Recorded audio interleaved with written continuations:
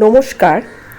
Dakshineswar Hiralal Majumdar Memorial কলেজের একটি বিশেষ নিবেদন আজ 1 ডিসেম্বর বিশ্ব এইডস দিবসে।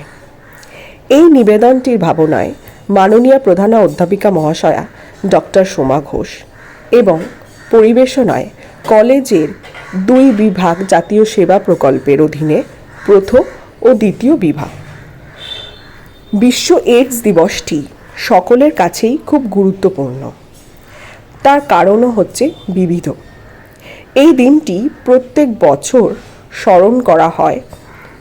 এই দিনটিতে আমাদের প্রিয়জন, কাছের মানুষ এবং সহনাগরিকরা যারা প্রাণ হারিয়েছেন তাদের পরিবারের প্রতি সমবেদনা এবং বহু মানুষকে এইডস সম্বন্ধে অবগত করার উদ্দেশ্যে ভারত সরকার এবং জাতীয় সেবা প্রকল্পের কাছে এইটি তাই একটি গুরুত্বপূর্ণ দিন, যেখানে মানুষের কাছে এর মাধ্যমে এইডসের সম্বন্ধে বিভিন্ন বিষয় তুলে ধরা যায়। প্রত্যেক বছরের মতো এবছরও এর একটি বিশেষ থিম আমাদের সামনে ইউনেস্কো তুলে ধরেছে। এই বছরের থিমটি হলো take the rights path, my health এবং মাই রাইট, যার অর্থ হলো সঠিক পথে এইডস নামক এই ব্যাধির প্রতিরোধ করা মানবতার সাথে। এইডস কথাটির অর্থ হলো অ্যাকিউট ইমিউনো ডেফিসিয়েন্সি সিনড্রোম। এটি একটি দুরারোগ্য এবং প্রাণঘাতী ব্যাধি। এই ব্যাধিটির ফলে মানব শরীরের রোগ প্রতিরোধ ক্ষমতা বিনষ্ট হয় এবং এই ব্যাধিটি আমাদের বিভিন্ন ব্যাধির সাথে সংযোগ রেখে মানুষের প্রাণঘাতী হিসাবে দেখা যাচ্ছে। বর্তমানে পৃথিবীতে প্রায় 40 কোটি মানুষ এই ব্যাধির শিকার হয়েছে এবং 2023 সালে প্রায় 13 কোটি মানুষ এই ব্যাধির হাতে তাদের প্রাণ গেছে। এই ব্যাধিটির থেকে যেমন খুব সাধারণ উপায়ে প্রথমে জ্বর, পেশির দুর্বলতা, ক্লান্তি প্রভৃতি দেখা যায়, তেমনি যত দিন বাড়ে এই ব্যাধিটির সাথে হচ্ছে নিউমোনিয়া, টিউবারকিউলোসিস এবং ক্যান্সার প্রভৃতিও হতে পারে। এই ব্যাধিটি বিভিন্ন রকমভাবে আমাদের শরীরে আসতে পারে। প্রধানত দেহজাত জৈবিক তরলের আদান প্রদানের মাধ্যমে এই ব্যাধিটি মানব শরীরে প্রবেশ করে। কোনো ব্যক্তির এইডস হলে তার থেকে কোনো দেহজাত জৈবিক তরল যদি সুস্থ ব্যক্তির দেহে আসে, তাহলে সেই সুস্থ ব্যক্তিটির এইডস হতে পারে। সেক্ষেত্রে বিভিন্ন ধরনের ধাতুর সরঞ্জাম, যেগুলো আমাদের নিত্য প্রয়োজনীয়, নিত্য ব্যবহারী, তাছাড়া বিভিন্ন ডাক্তারি সরঞ্জাম, বিভিন্ন চুল দাড়ি কাটার সরঞ্জাম প্রভৃতি থেকেও আমাদের শরীরে এই ব্যাধি আসতে পারে।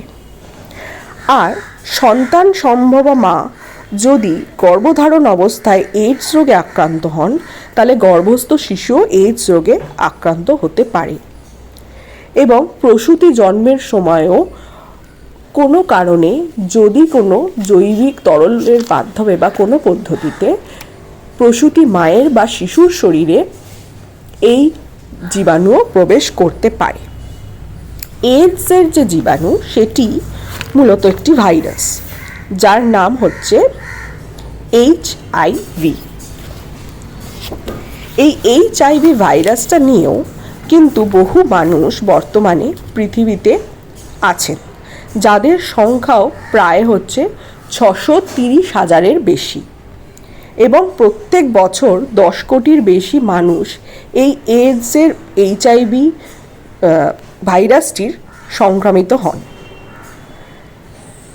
যদিও এইডসের এই ভাইরাসটি নিয়েও বহু বছর বেঁচে থাকা যায়, সেইটার একটা বিশেষ থেরাপি এখন রয়েছে, যার নাম অ্যান্টিরেট্রোভাইরাল থেরাপি বা ART।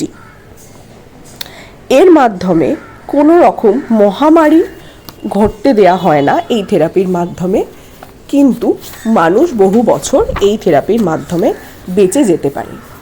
এটাই হলো একমাত্র থেরাপি যার মাধ্যমে এইডস আক্রান্ত মানুষ কিন্তু বেঁচে থাকতে পারে। এর বিশেষ কোনো ওষুধ বা এর অন্য রকম কোনো নিরাময়কারী কোনো ট্রিটমেন্টের আজ পর্যন্ত আবিষ্কার হয়নি। যদিও এই রোগকে প্রতিরোধ করার বা শরীরে আসতে না দেওয়ার বিবিধ উপায় আছে, যার মধ্যে প্রথম এবং অন্যতম হচ্ছে কোনো রকম নিত্য প্রয়োজনীয় ছুরি, কাঁচি, নিডল এই ধরনের জিনিস যার মাধ্যমে শরীরের রক্তে এই জীবাণু প্রবেশ করে, সেই জীবাণু না শরীরে যাতে প্রবেশ করে সেই হিসাবে তাদেরকে হচ্ছে সুরক্ষিত রাখা। দ্বিতীয়ত হচ্ছে যৌন সংসর্গের সময় কন্ডোম ইউজ করা এবং একাধিক যৌনসঙ্গী না রাখা।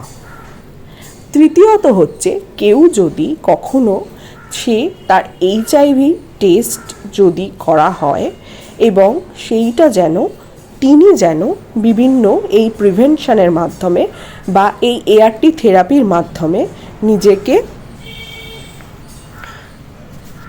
ব্যবস্থা নিয়ে থাকেন। এছাড়াও এই সংক্রান্ত আরও অ্যাসিস্ট্যান্সের জন্য সবাই আপনারা ওয়ার্ল্ড হেলথ অর্গানাইজেশন WHO এর ওয়েবসাইটটি দেখতে পারেন। এছাড়াও আমাদের ইউনাইটেড নেশনেরও একটি ওয়েবসাইট রয়েছে, সেই ওয়েবসাইটের মাধ্যমেও আপনারা এই সংক্রান্ত আরও তথ্য পেতে পারেন। সবাইকে অশেষ ধন্যবাদ জানিয়ে আমি আমার এই সংক্ষিপ্ত নিবেদনটি শেষ করছি।